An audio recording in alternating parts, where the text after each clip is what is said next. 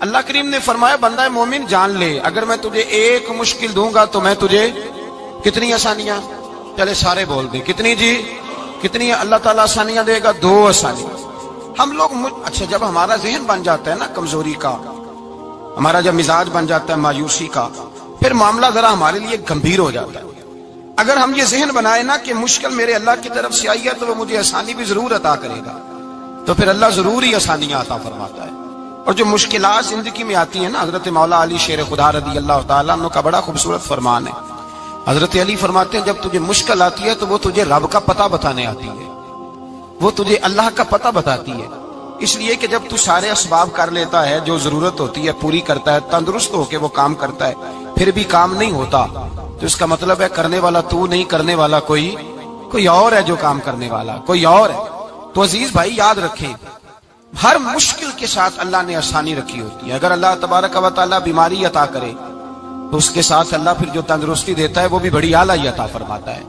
اگر اللہ کبھی غربت دے تو پھر اس کے بعد جو اللہ تعالیٰ آسانی دیتا ہے وہ بھی بڑی اعلیٰ عطا فرماتا ہے۔ اگر کہیں سے آپ کو دکھ ملتے ہیں تو پھر جب سکھوں کا وقت آتا ہے تو پھر گنے نہیں جاتے۔ یاد رکھیں مشکلات کے پہلو میں آسانیاں ہوتی ہیں، اور جس آدمی کو مشکل آتی نہیں، میرے نبی کریم سید عالم صلی اللہ علیہ وسلم نے فرمایا مومن کو جو مشکل بھی آتی ہے اللہ اس کی برکت سے اس کے گناہوں کو معاف فرما دیتا ہے، اللہ اس کی برکت سے اس کے گناہوں کو معاف کرتا ہے۔ یہاں تک کہ حضور نے فرمایا میرے مومن کو کانٹا بھی چبھے تو اللہ تعالیٰ اس کی مشکل کو آسان فرما دیتا ہے۔ 2 بزرگ بیٹھے تھے، ایک حضرت احمد رحمت اللہ علیہ اور ایک حضرت شرف الدین منیری رحمت اللہ علیہ۔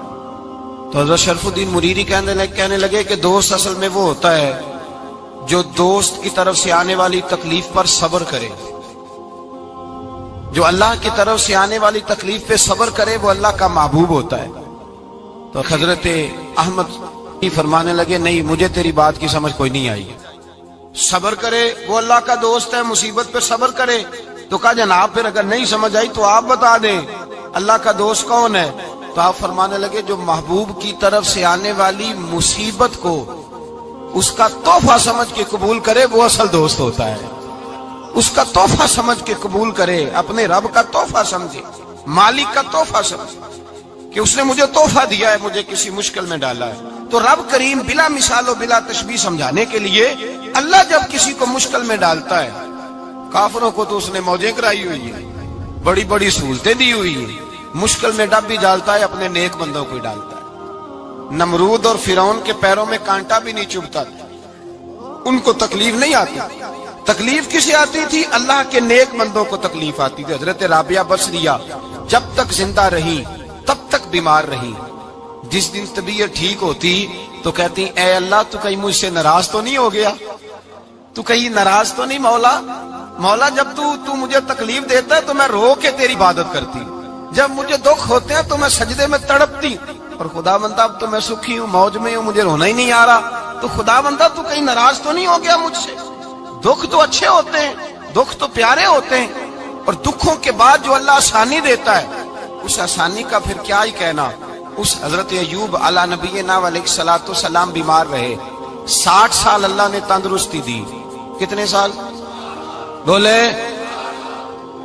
60 سال، غور کرنا بات پر، 60 سال علیل رہے، پھر بیمار ہو گئے، 18 سال ہو گئے بیمار ہوئے۔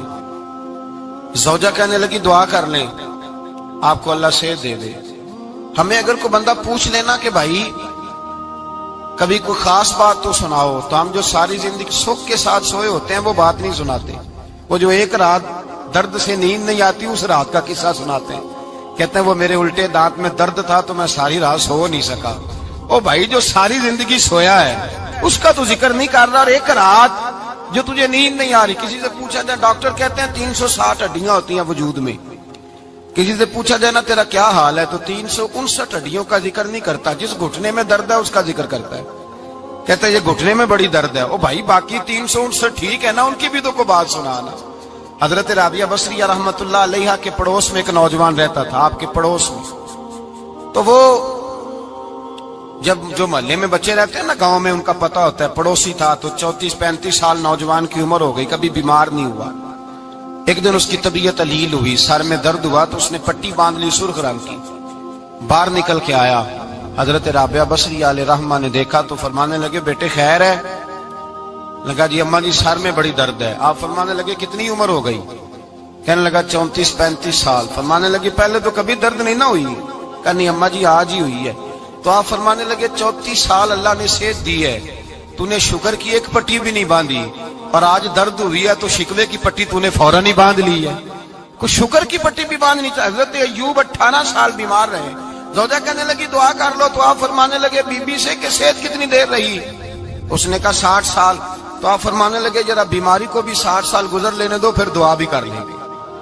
یہ دعا کی، اللہ یہ لفظ کہے اللہ نے صحت دے دی، تندرستی آ گئی۔ ایک دن گھر میں بیٹھے بیٹھے زوجہ کہنے لگی کہ ایوب یہ بتاؤ دکھ اچھے کہ سکھ؟ آپ فرمانے لگے سارے دن ہی اللہ کے ہیں، پر دکھ بڑے اچھے تھے۔ مجھ سے پوچھو تو دکھ بڑے اچھے تھے۔ کہا کس طرح؟ تو حضرت ایوب فرمانے لگے جب میں بیمار تھا تو 24 گھنٹے میں ایک دفعہ میرا رب میرا حال پوچھا کرتا تھا، ایک دفعہ میرا اللہ پوچھتا تھا ایوب تیرا حال کیا ہے؟ فرماتے ہیں 12 گھنٹے تو لذت ہی رہتی تھی کہ میرے رب نے میرا حال پوچھ لیا، اور اگلے 12 گھنٹے میں انتظار کرتا تھا مالک حال دوبارہ کب پوچھے گا۔ فرمانے لگے اب صحت تو ہو گئی ہے، پر اب میرا رب میرا حال تو نہیں نہ پوچھتا۔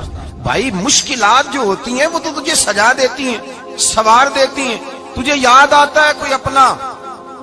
جب تجھے درد ہوتی ہے نا، تکلیف ہوتی ہے، پھر تیرا دل کرتا ہے کوئی کندھا ملے جہاں میں سر رکھ کے رہوں۔